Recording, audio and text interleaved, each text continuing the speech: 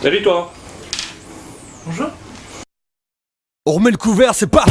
J'étais dans la cave, je comptais les bacs et comme un paquis Drixé m'a averti, m'a dit la machine est repartie. Toujours au taquet parce que rien n'est jamais acquis.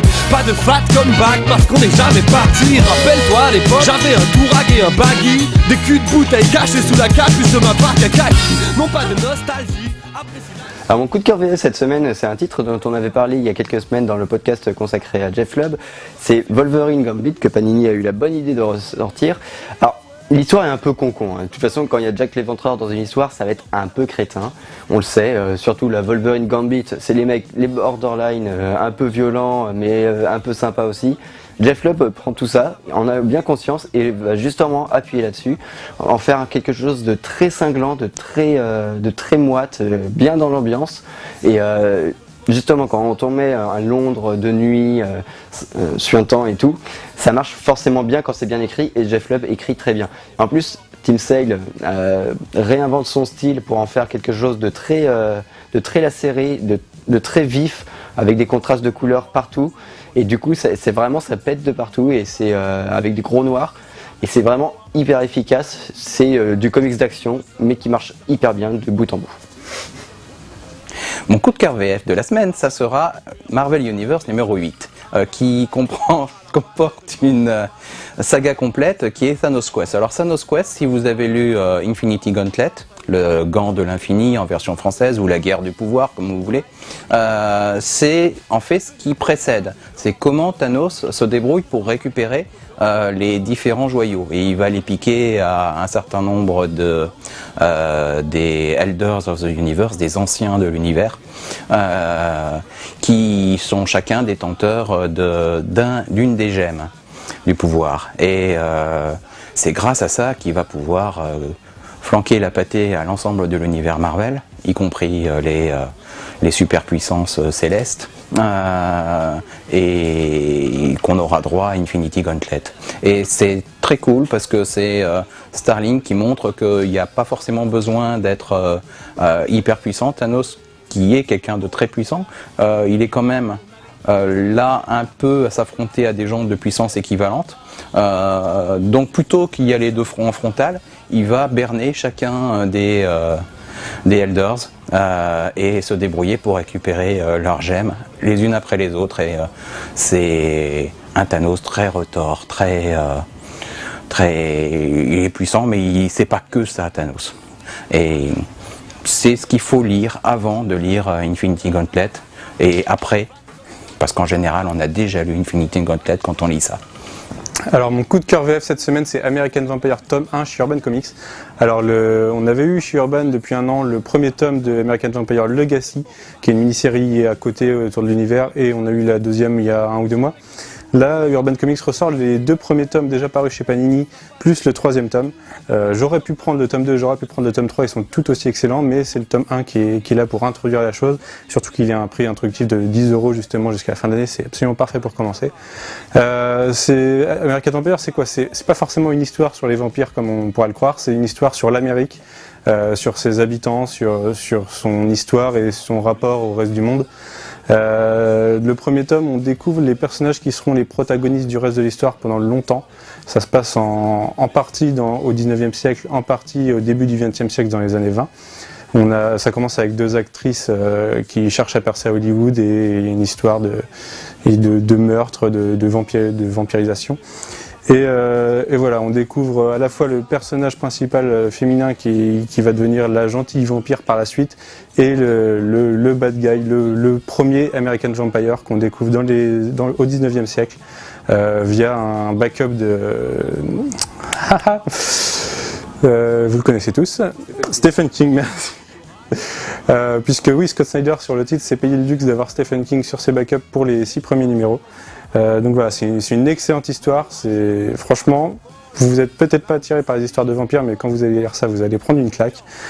C'est absolument parfait. Il y a des dessins de Raphaël Albuquerque qui sont magnifiques. Il y a plusieurs pages qui sont à couper le souffle. Voilà, sautez dessus, surtout à 10 €, offrez-le autour de vous, n'hésitez pas, allez-y. Alors mon coup de cœur VF cette semaine, c'est Hit Girl qui sort chez Panini Comics. C'est un coup de cœur un peu en demi-teinte, parce que à la fois c'est pas mal, Hit Girl, enfin j'aime beaucoup la licence Kick-Ass et ce que Mark Millar a fait avec. Là c'est un petit peu un coup de cœur par dépit, dans le sens où c'est obligatoire pour comprendre et voir Kick-Ass 2 d'une autre façon au cinéma au mois d'août. Après, Kick-Ass 2 m'a vachement plus déçu qu'Hit Girl, sauf que j'étais tellement refroidi par la première mini-série que Hit Girl m'a paru beaucoup mieux. Mais en vrai, en fait, en le refutant tout à l'heure, je me suis dit que ouais, c'était bien, efficace, ça faisait le boulot. C'était pas aussi grandiose ni novateur que Kick-Ass 1. Maintenant, voilà, c'est hyper utile puisqu'il faut savoir que Kick-Ass 2 au cinéma, la première moitié c'est Hit Girl, la seconde c'est Kick-Ass 2 en comics. Du coup, c'est utile. Ça se paye le luxe d'avoir un John Romita Jr. qui est un petit peu en forme. Et puis, ça se concentre vraiment sur le personnage de Mindy. Et je pense que tout le monde sera d'accord pour dire que le personnage de Mindy, Hit Girl, c'est le meilleur dans Kick-Ass. Donc voilà, rien que pour ça, c'est cool. Il y a des bonnes blagues sur son intégration au lycée et tout, c'est pas mal, mais en plus après Kick-Ass 2 ça fait un peu redite, donc voilà, c'est efficace, mais vous attendez pas non plus au truc le plus incroyable de la planète, parce que c'est pas le meilleur titre Kick-Ass qui soit sorti de toute façon. Voilà. Alors mon premier coup de cœur VO de cette nouvelle saison, ça va être Lazarus numéro 1, qui est écrit par Greg Rucka, donc qui avait quitté Marvel un petit peu dépité, et qui là emmène son univers un peu plus sombre sur des sphères post-apocalyptiques, un univers très futuriste mais qui redevient médiéval. Il y a beaucoup d'histoires de clans, de Japon médiéval, mais aussi de l'esclavage. C'est hyper complexe comme monde, très très bien fait parce que rien n'est dit clairement. Il y a du meurtre forcément avec Greg Rucka, il peut pas ne pas y avoir de crime. C'est très très bien dessiné par Michael Lark. C'est vraiment parfait de bout en bout. C'est très intéressant. Pour le moment, ça tient beaucoup de choses encore parce que c'est un numéro d'introduction qui se veut cryptique, mais c'est hyper intéressant. Ça appelle les bonnes références, Blade Runner, compagnie. Et voilà, c'est quelque chose de très très très intéressant et très engageant pour la suite. Mon coup de cœur VO de la semaine, ça sera Star-Lord The Holocron, qui sort cette semaine donc, et qui est en fait une réédition des tout premiers épisodes de Star-Lord, qui était paru à l'époque dans un magazine Marvel, qui s'appelait Marvel Previews Presents. Alors il y avait le numéro 4, qui est en gros l'origine, c'est sans doute pas le truc le plus marquant. Ce qui est vraiment très très bien dans cette réédition, c'est la deuxième partie qui est le Marvel Previews présente numéro 11, qui était par l'équipe du Feu de Dieu, Claremont, Byrne, Austin, ceux qui vont faire porter au nul les Uncanny X-Men. Et c'est vraiment une super histoire qui était sortie, que moi j'avais découvert dans les années 80 parce qu'elle avait été rééditée comme un essai, un one-shot en Star-Lord Special Edition. C'était la première fois que Marvel essayait de faire de nouveaux papiers de meilleure qualité, qui pouvaient prendre de meilleures couleurs, et du coup ils avaient colorisé ça. Et ils l'avaient encadré dans un petit épisode, un prequel et un postquel, qui était par Michael Golden et Claremont au scénario. Et c'est ça que vous retrouvez dedans. C'est la seule partie qui soit en couleur d'ailleurs, puisqu'elle n'a jamais été publiée en noir et blanc. Tout le reste est en noir et blanc. C'est vraiment très très bien. Vraiment. Allez-y. Alors mon coup de cœur VO cette semaine, c'est Nova numéro 5 chez Marvel Comics.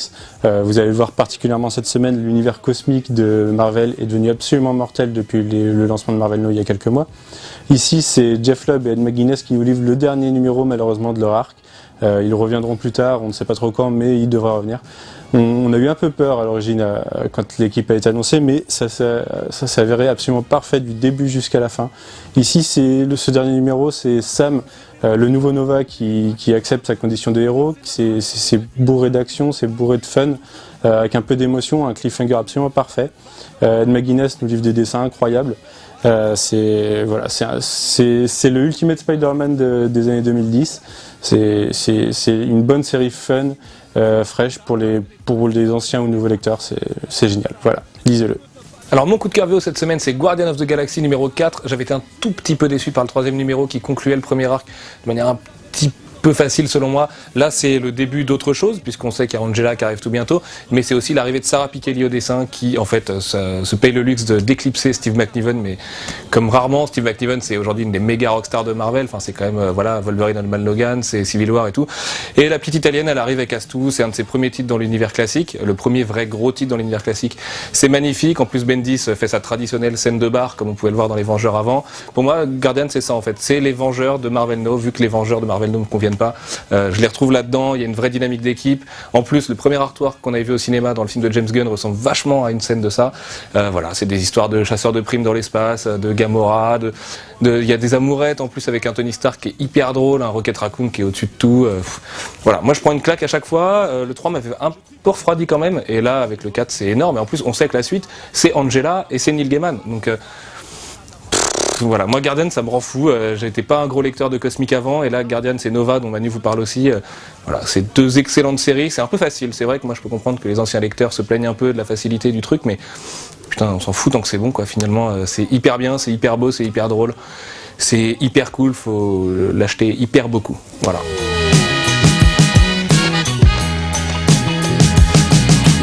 Nazi contre potes, ça fait plaisir. C'est comme d'arrêter la clope, ça fait plaisir. On va ouvrir d'autres portes, ça fait plaisir. Notre histoire n'est pas morte et ça fait plaisir.